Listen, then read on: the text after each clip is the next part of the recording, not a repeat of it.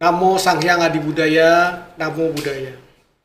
Ya, Bapak Ibu umat budaya, umat Buddha dan para penonton sekalian, pada hari ini saya ingin membahas sayangilah istrimu. Di dalam suatu keluarga itu biasanya ada pasangan suami istri, di mana pasangan suami istri itu sebelum menjadi suami istri biasanya orang mengatakan mencari belahan jiwa. Nah, kalau sudah jadi belahan jiwa itu berarti begitu ketemu maka dia akan menjadi satu kesatuan, ya, menjadi suami istri. Nah, untuk itu marilah kita sayangi istri kita yang kita anggap sebagai belahan jiwa kita, ya. Nah, karena dalam perkawinan hendaknya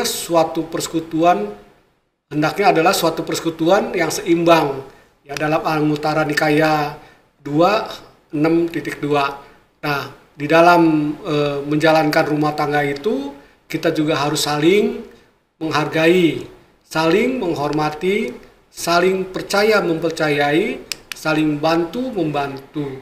Nah, itu di mana akan timbul rasa sayang kepada istri kita. Karena kesibukan istri itu kita sebagai suami juga harus pahami, ya, bukan hanya suami yang sibuk cari uang di luar, tetapi kesibukan istri di rumah itu lebih capek daripada kesibukan suami di luar. Nah, untuk itu kita perlu memberikan cinta kasih, ya, membina cinta kasih kepada istri kita, ya. Tapi dalam ajaran Buddha mengatakan kita jangan melekat. Di sini dalam Dhammapada bab 16, ya, cinta kasih. Janganlah terikat pada apa yang dicintai ataupun yang dibenci. Berpisah dengan yang dicintai itu menyakitkan, begitu pula jika kita berkumpul dengan yang dibenci. Dalam Dhammapada ayat 210. Jadi kita menyayangi bukan artinya kita melekat kepada istri kita, bahwa kalau tidak ada istri kita tidak bisa hidup sendiri, bukan. Tetapi cinta kasih di sini adalah kita mencintai, artinya kita menyayangi, sebatas bahwa kewajiban seorang suami membantu istrinya, ya. Karena istri zaman sekarang itu kan juga banyak yang cari uang membantu ekonomi suami, ya. Jadi di sini janganlah kita terikat, janganlah kita membenci. Ada kesalahan istri sedikit, waduh kita benci, ya. Nah, nggak boleh begitu. Jadi kita harus sama-sama saling menghormati apa yang dikerjakan istri dan apa yang dibantu oleh istri untuk kita juga harus membantu kepada apa yang dikerjakan oleh istri. Nah, demikian selanjutnya dalam Dhammapada ayat 212. Memang pada awalnya mungkin belum terasa bahwa kasih sayang itu harus bagaimana sih? Ya, kasih sayang terhadap istri. Mungkin baru-baru iya, biasanya kan suka ada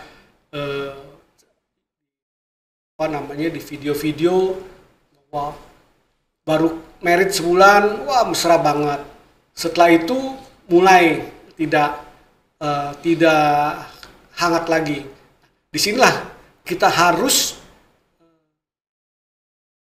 menimbulkan rasa kasih sayang, ya. Jadi kalau sudah timbul rasa kasih sayang itu sudah beda, bukan lagi berkewajiban atau menjadi suatu kewajiban memberi kasih sayang atau menyayangi istri, ya. Di dalam Dhammapada ayat 212 ini mengatakan, berbunyi bahwa dari rasa sayang timbul kesedihan, dari rasa sayang timbul ketakutan. Baginya telah terbebas dari rasa sayang, tak ada lagi kesedihan dan ketakutan. Jadi kalaupun terlalu sayang, ya, akhirnya jadi ketakutan. Waduh, saya takut ditinggalin, ya. Saya takut kalau saya tidak diurus lagi sama istri. Nah, demikian juga istri. Waduh, tidak ada suami, rasanya bagaimana ya? Pada saat-saat misalnya momen ketika suami atau istri itu sakit, nah, disitulah baru terasa rasa sayang yang timbul. Ya, rasa sayang yang timbul dari rasa cinta, ya, kemudian menjadi sedih. Wah, suami saya sakit atau istri saya sakit. Dalam Dhammapada ayat 213 juga mengatakan demikian. Dari rasa cinta timbul kesedihan, dari rasa cinta timbul ketakutan. Bagi yang telah terbebas dari rasa cinta, tak ada lagi kesedihan dan ketakutan. Jadi berarti bukan kita cinta dalam arti di sini cinta yang melekat, tetapi kita cinta dan sayang yang memang itulah dinamika kehidupan. Karena dalam rumah tangga itu kan suami istri itu dari keluarga yang berbeda, dari orang yang berbeda, berkumpul menjadi satu. Ya. Jadi tidak melekat. Kalau misalnya terlalu melekat dengan rasa cinta kepada istri, istri pergi dengan orang lain, langsung kita cemburu. Ya. Itu karena terlalu melekat. Kalau terlalu melekat menjadi demikian. Nah, sebaiknya janganlah kita terlalu melekat terhadap satu hal. Kepada istri khawatir. Nah, dengan rasa khawatir itu akhirnya timbul rasa ketakutan. Nanti kalau istri saya pergi sendiri, nggak ditemenin saya, bagaimana ya? Nanti dia kenapa-napa nggak di jalan ya? Misalnya seperti itu. Itu karena apa? Karena melekatnya rasa sayang dan melekatnya rasa cinta. Jadi kalau kita terbebas dari rasa cinta yang melekat, pengertian di sini, ya rasa sayang yang melekat, maka itu akan menjadi timbul rasa khawatir, rasa ketakutan, rasa sedih kalau tidak ada, ya. Tapi kalau tidak melekat, maka tidak ada lagi rasa ketakutan dan kesedihan, ya. Baik itu dari rasa sayang kita, tidak ada kesedihan lagi, ya. Tapi kita sayang, bukan tidak ada lagi itu maksud tidak sayang, ya. Kita tidak takut lagi, artinya kalau istri kita pergi ya kita doakan saja supaya istri kita itu selamat dan terbebas dari gangguan atau cobaan yang lainnya, masalah yang lainnya yang timbul, ya. Jadi semua happy saja, dia pulang dan pergi dengan oke. Nah, itu yang kita harus berikan, itulah rasa sayang. Nah, kalau rasa sayang yang lain, misalnya istri mengantar anak ke dokter. Nah, kita kalau bisa kita ikut mengantarkan istri kita. Tapi kalau tidak bisa, ya apa boleh buat.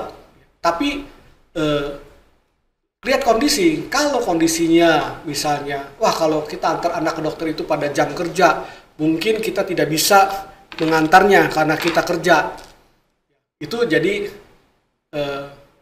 masalahnya dianggap tidak ada rasa sayang, tidak ada rasa cinta kepada keluarga. Ya.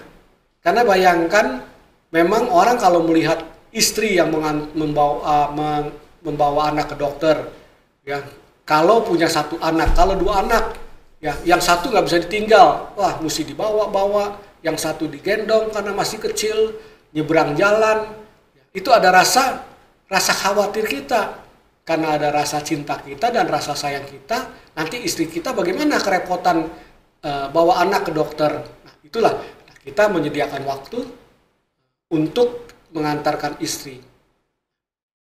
Sebaiknya ya mungkin kalau bisa diatur sore setelah jam kerja. Tapi kalau tidak bisa, memang harus pagi, ya sekali-sekali kita harus pengertian di sini, kita berusaha untuk menjaga istri kita, mengantarkan ke dokter, anak-anak ke dokter, membantu istri. Yang satu kita jaga anak kita, yang satu istri kita yang menggendong, atau kita gantian, kita yang menggendong anak. Nah, itu rasa sayang kita kepada istri dan rasa cinta kita juga kepada istri. Nah, untuk itu kita harus ya dalam hubungan keluarga rumah tangga itu kita harus jujur. Kita harus menghindari kebohongan, jangan mulai berbohong. Sekali berbohong, maka akan ada 2 kali berbohong. Ya. Pantang suami istri itu memukul, baik apakah istri memukul suami ataupun suami memukul istri. Kalau sudah kita melakukan perbuatan itu, yang istilahnya orang bilang jadi ringan tangan, maka kebiasaan itu akan terus terjadi. Ketika marah, bisa saja istri dipukul. Kalau lagi kesal sama suami, bisa aja suami dipukul. Nah, itu dihindari. Ya. Nah, menyadari apa yang akan dilakukan, bahwa itu tidak ada manfaatnya. Jadi kita harus tahu itu bermanfaat atau tidak. Kalau tidak ada manfaatnya, janganlah kita lakukan. Ya. Misalnya mencari kesenangan sendiri, kita pergi, ya, istri biar aja di rumah. Nah, itu jangan kita lakukan karena tidak ada manfaatnya kita berfoya-foya. Kondisikan situasi seperti masih berpacaran. Ya, nah itulah sarannya. Nah, solusinya ya kita harus berkomunikasi yang baik, sediakan waktu dengan keluarga untuk berjalan-jalan, di awal menjalankan rumah tangga belajar membuat misalnya budget biaya, dan juga berkumpul dan bersahaja dengan keluarga.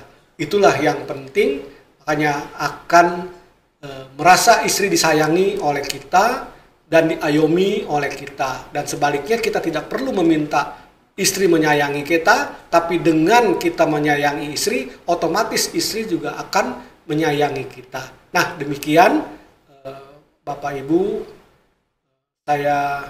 apa yang saya sampaikan semoga bermanfaat untuk Bapak Ibu semua. Dan sabe sata bawantu sukitata, semoga semua makhluk hidup berbahagia. Namo Sang Hyang Adi Budaya, Namo Buddhaya.